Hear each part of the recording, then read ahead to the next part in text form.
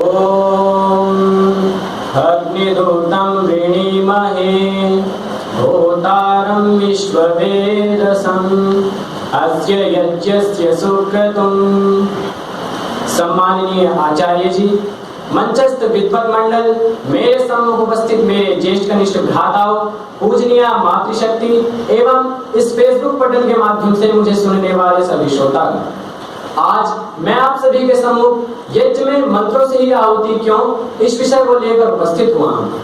आशा है कि आप सभी लोग ध्यानपूर्वक सुनेंगे। यज्ञ शब्द यज्ञदेव पूजा संगतिकरण दानेषु इस धातु से नन प्रत्यय करने से निष्पन्न हुआ है। जिस कर्म में ईश्वर की स्तुति, विद्वानों का सत्कार, सत्संगतिकरण तथा हवि आदि का दान किया जाए उसे यज्ञ कहते हैं। यज्ञ शब्द के कहने मात्र से नानाविध शब्दों का समावेश होता है, किंतु वर्तमान काल में यज्ञ का मुख्य अर्थ अग्निहोत्र से लिया जाता है। जिस कर्म में अत्यंत श्रद्धा पूर्वक निर्धारित विधि विधान के अनुसार अग्नि में जो औषध युक्त हव्य आहूत किया जाए उसे यज्ञ कहते हैं। महर्षि दयानंद सरस्वती जी सत्यार्थ प्रकाश के तृतीय समुल्लास में अग्निहोत्र के लाभ बताते हुए कहते हैं कि देखो, जहां होम होता है वहां से दूर देश में स्थित पुरुष के नासिका से सुगंध का ग्रहण होता है। वैसे दुर्गंध का भी इतने मात्र से ही समझ लो कि अग्नि में डाला हुआ पदार्थ सूक्ष्म होकर वायु के साथ दूर देश में जाकर दुर्गंध की निवृत्ति करता है। प्राचीन काल से वैदिक दार्शनिक सिद्धांत के अन्वेषक जैमिनी कणाद शबर सदृश महर्षियों ने यज्ञ कर्म कांड में मंत्रों का विनियोग कर अग्निहोत्र के संपादन से ऐहिक और पारलौकिक निश्चय की सिद्धि का मार्ग बताते हुए यदोभ्युदय निश्चय सिद्धि सधर्मा कहकर शोक व स्मार्त यज्ञों का प्रतिपादन हमारे समक्ष प्रकटित किया है। हम इस अग्निहोत्र की चर्चा में प्रवृत्त हुए हैं, वह अग्निहोत्र शोक यज्ञों में परिगणित है और श्रुति अर्थात वेद मंत्रों से प्रतिपादित यज्ञ ही श्रोत यज्ञ कहलाते हैं। इससे निर्विवाद ही अग्निहोत्र में मंत्रों का होना आवश्यक हो जाता है। इसी प्रसंग में हमारे समक्ष कुछ प्रश्न उपस्थित होते हैं, जैसे अग्निहोत्र की प्रक्रिया में मंत्रोच्चारण की क्या आवश्यकता है? यदि अग्निहोत्र में बिना मंत्रों से आहुति दे दी जाए तो क्या हानि? क्या मंत्रों के स्थान पर अर्थों को पढ़कर आहुति दी जा सकती है? तथा अंग्रेजी, उर्दू तथा अन्य भाषाओं के शब्दों में आहुति देने में क्या हानि है? इन सभी शंकाओं का समाधान लोग निज आग्रह के द्वारा स्वयं कर देते हैं, किंतु इन शंकाओं के समाधान के लिए हमें कहीं और जाने की आवश्यकता ही नहीं है, क्योंकि इन सभी का समाधान पहले से ही हमारे वैदिक वाङ्मय में उपलब्ध है। यज्ञ के प्रबल पोषक महर्षि देवदयानंद सरस्वती ने शास्त्रानुशीलन कर ऋग्वेद आदि भाष्य भूमिका के वेद विषय विचार में इसी प्रश्न को अक्षरशः उल्लिखित करते हुए कहा है, वेद मंत्रोच्चारणं विहाय अन्यस्य कस्यचित् पाठस्तत्र क्रियते तदा किं दूषणमस्ति अत्रोच्यते नान्यस्य पाठे कृते सति एतत् प्रयोजनं सिद्ध्यति कुतः ईश्वरोक्त भावानिरतिशय सत्य विरहाच्य। अर्थात यज्ञ में वेद मंत्रों के स्थान पर किसी दूसरे का पाठ करे तो क्या हानि? उत्तर देते हैं कि ईश्वर के वचनों से जो सत्य प्रयोजन सिद्ध हो सकता है वह अन्य के पाठ में कदापि नहीं हो सकता।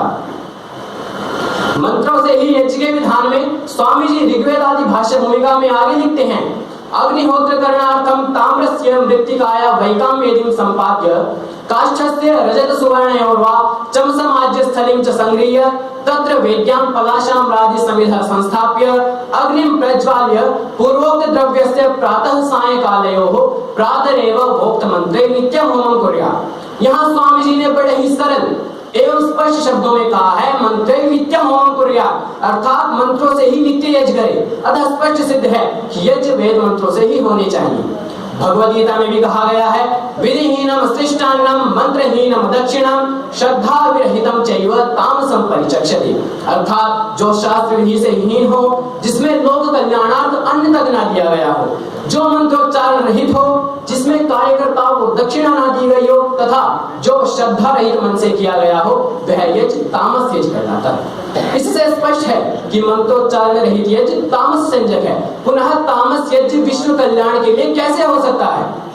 इसी संदर्भ में महर्षि दयानंद जी यजुर्वेद भाष्य मंत्र प्रस्तुत करते हैं, उपप्रयंतो अध्वरम मंत्रम वोचमाग्नये आरे स्मे च शृण्वते।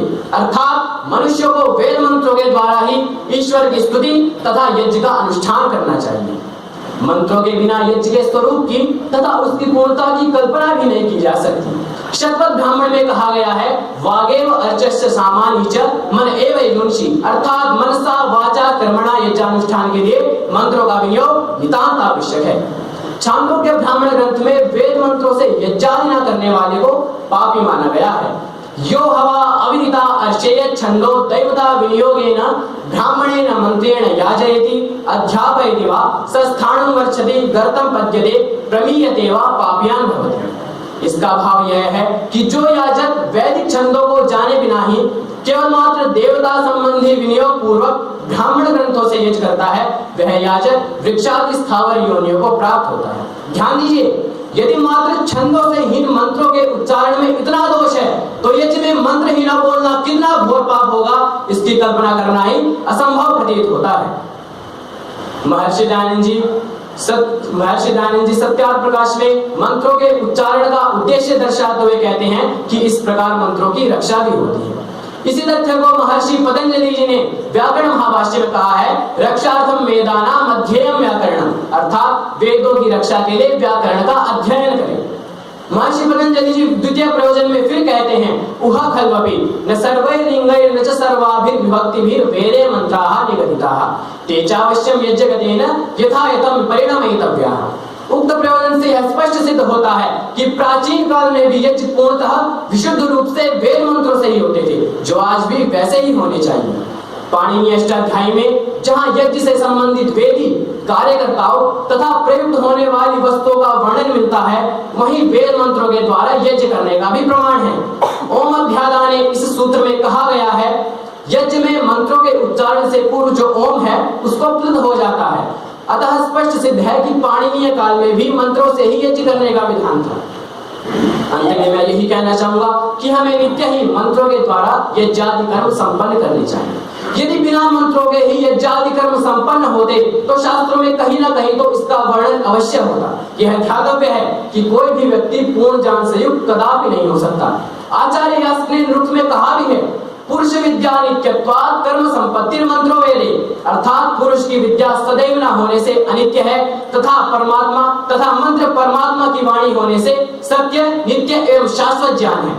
अतः अग्निहोत्र आदि कर्म नित्य ज्ञान से युक्त मंत्रों से ही होनी चाहिए। इन सभी वैदिक प्रमाणों से यह स्पष्ट सिद्ध होता है कि महर्षि देवदानंद सरस्वती ने जिस आर्ष शास्त्र मर्यादा अनुशीलन कर आर्ष शास्त्र परंपरा को अक्षुण्ण बनाने का मार्ग प्रशस्त किया है, हमें उसी मार्ग का अनुसरण करना चाहिए तथा ऋषि प्रतिपादित मंत्रोच्चारण विधि से अग्निहोत्र का संपादन करना चाहिए। इति ओम शांति।